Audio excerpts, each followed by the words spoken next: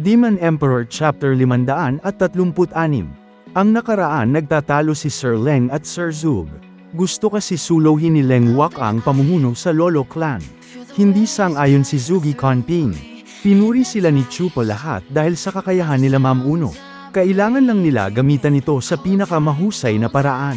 Magiging busy na sila sa Lolo Clan, wala na oras para maglokohan. Nagpapatuloy. Ito nga pala yung iPhone Pro Max 16. Tatlo yan, tag-isa sa inyo.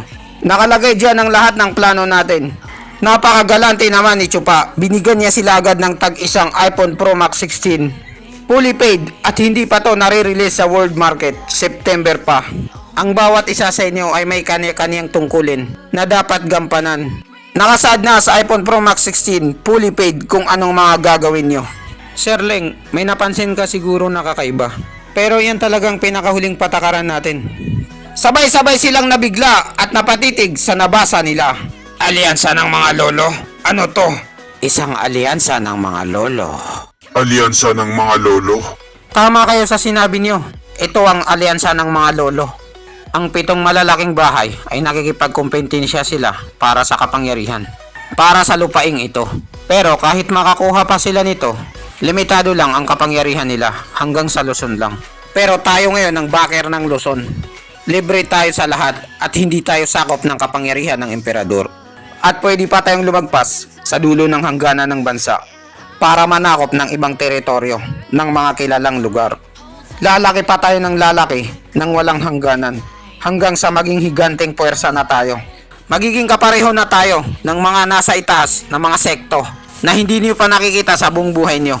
Kitang-kita ng tatlo kung gaano kalaki ang imahinasyon ni Chupa na sumasaklaw sa kapangyarihan ng lahat. Gulat na gulat sila at hindi sila makapaniwala sa napanood nila. Stewardess Chupa, masyadong malaki ang pangarap mo. Ambisyoso ka. Ang ibig mong sabihin ay sisirain natin ang harang sa ating bansa at magpapapasok tayo ng mga tagalabas. At magiging malaking organisasyon tayo na katulad sa Akatsuki. At sasakupin natin ang nasa labas ng ating bansa katulad sa China. Magkakaroon tayo ng hindi mabilang na mga tauhan at magkakaroon tayo ng limpak-limpak na salapi. Kayamanan, Yamashita Gold katulad kay Marcos. Pwede rin tayong magkaroon ng hawak na lupain sa kanlurang bahagi ng kontinenteng to. Tataas pa lalo ang puwersa natin sa dilim na walang nakakaalam. Tama ka at tayo lang ang makakagawa ng mga bagay na yun. Dahil kontrolado natin sa likod ang imperyong ito. At hindi nila tayo pwedeng pakialaman dahil hindi nila tayo sakop. Akitin natin ang mga klan sa ibang lugar. Saka natin sasakupin ito. At hindi sila makakapalag sa atin. Wala ring maghihigante sa kanila dahil ang ibang imperyo ay hindi nila malalaman ang pasikretong ginagawa natin. Lalaki pa tayo ng napakalaki na walang bansang kayang pumalag sa atin. Bali sa bagay na yan, kayong tatlo na namamahala dito. Nasa isip niyo pa ba na maglokohan at magsiraan sa isa't isa? Ngayon ay kinokontrol nila ang isang napakalaki at higanteng puwersa. Stewardess Chupa, kahanga-hanga ka talaga. Napakataas ng pangarap mo mag-isa. Hindi na ako magtataka kung bakit mo ako sinabihan ng ganun. Napakalaki ng pinagkaiba ng pangarap natin, parang langit at lupa.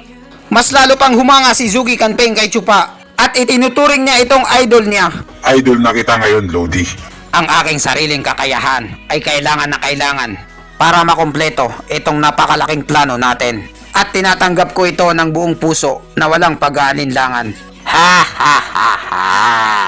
Ang alyansa ng mga lolo, ang proyektong ito ay tayong 4 lang ang nakakaalam. Sa ngayon pa lang yon, pero hindi ko alam kung bukas baka imarites nyo na sa iba. Mas lalong makakasama at hindi makakatulong ng maganda kung hayaan natin ang ibang malalaking bahay na may tayo nila ulit ang kanilang mga sariling tirahan. Tama ka sa sinabi mo, Chupa. Ayokong makita ulit ang nangyari sa nakaraan. Nagkaroon ng kaguluhan sa mga oras na yon dahil sa 7 malalaking bahay. May point ka sa sinabi mo, Chupa. Kaya kayong tatlo, lahat kayo ay matatalino. Ang unang magiging trabaho niyo ay pigilan yung may malalaking bahay na itayo ulit ang kanilang mga tirahan.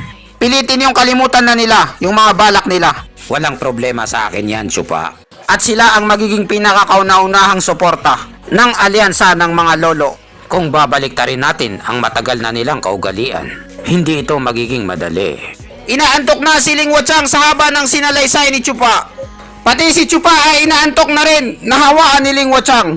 O siya na, alis na ako dahil inaantok na ako. Siguro naman kaya niyo nang gawin yan. Magtulungan na lang kayo at sigurado akong kayang-kaya na yan ng saklaw ng isip niyo. Stewardess Chupa, ang pag-iisip mo ay napaka-misteryoso. Paano sumagi sa isip mo na gawin ang proyekteng to? Ha ha ha ha ha.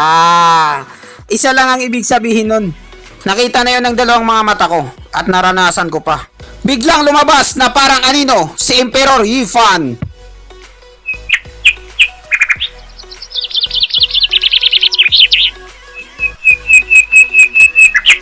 Papasok na si Chupa sa kanyang silid tulugan. Binuksan niya na yung pinto papasok para matulog. Ang tagal na ng panahon, hindi tayo nagkita mga kaibigan. Sino kaya itong kaibigan na kinakausap ni Chupa na nasa kwarto niya? Kumusta na ang buhay niyo ngayon? Tinatrato ba nila kayo ng maayos? Ha ha ha ha. Ang dalawang pantas lang pala ng langit at lupa na nakaupo. Nagkaroon lang kasi ako ng konting abala, kaya hindi ako nakadalaw sa inyo agad. Patawarin niyo sana ako dahil sa pagkukulang ko ng paraan. Gumawa ng isang hand sign si Chupa at biglang gumaan ang pakiramdam ng dalawang pantas. Sa wakas. Itigil mo na yung pagdudula mo. Hindi maganda sa tainga. Bilang totoong nanalo, ano bang balak mong gawin sa amin? Pahihirapan mo kami? Sige, subukan natin. Hindi kami natatakot. Talagang matigas ang ulo at palaban ang dalawang pantas. Nagkamali kayo ng pagkakakilala sa akin. Nakita niyo na bang pinapahirapan ko kayo? Katulad nito? Hinayaan ko kayong mabuhay ng matiwasay sa 2 buwan na to. Anong tawag mo doon sa 3 araw na malagim na sinapit namin sa mga kamay mo? Nakakapangilabot na sakit ang naramdaman namin nung nahuli mo kami. Ang pakiramdam na yon ay parang 3 taon kang nasa imperno. Huwag na kayong magalit. Ginawa ko yon dahil tulong ko rin yon sa inyo. Bilang kabutihang loob. Ang pagpapahirap ko sa inyo noon ay palusot ko lang yon. Iningatan ko ang mga buhay niyo na hindi magwakas. Sa kamay ni Batang Makulit, gamit ang kanyang malalaking mga paa. Sigurado akong basag-basag at tatalsik ang mga buto niyo. Hinintay ko lang siya na makalis. Nung nakalis na siya, pinahinto ko na yung sakit na nararamdaman niyo. At pinakain ko pa kayo ng libre sa mamahaling parisan ni Diwata. Nakalimutan niyo na ba yon? Nanunumbat na si Chupa. Nilibre lang tayo ng 1 beses. Sa parisan pa ni Diwata, mura lang naman dun 100. Ano ba ang gusto mo sa amin? Ano ba ang kailangan mo? Sabihin mo na para magkaalaman na. Gusto ko lang naman kayong imbitahan na 2 na sumali. Sumali kayo sa amin. Sumali kayo sa Lolo Clan. Hindi niyo pagsisisihan ng pagsali sa alyansa ng mga lolo. Laking gulat ng 2 sa sinabi ni Chupa. Ano? Nagbibiro ka ba? Hindi maaari. Ano? Seryoso ka ba sa sinasabi mo? At dito nagtatapos ang chapter 536. Maraming salamat po sa panunood nyo. Mag-subscribe para laging updated sa buhay ni Chupa.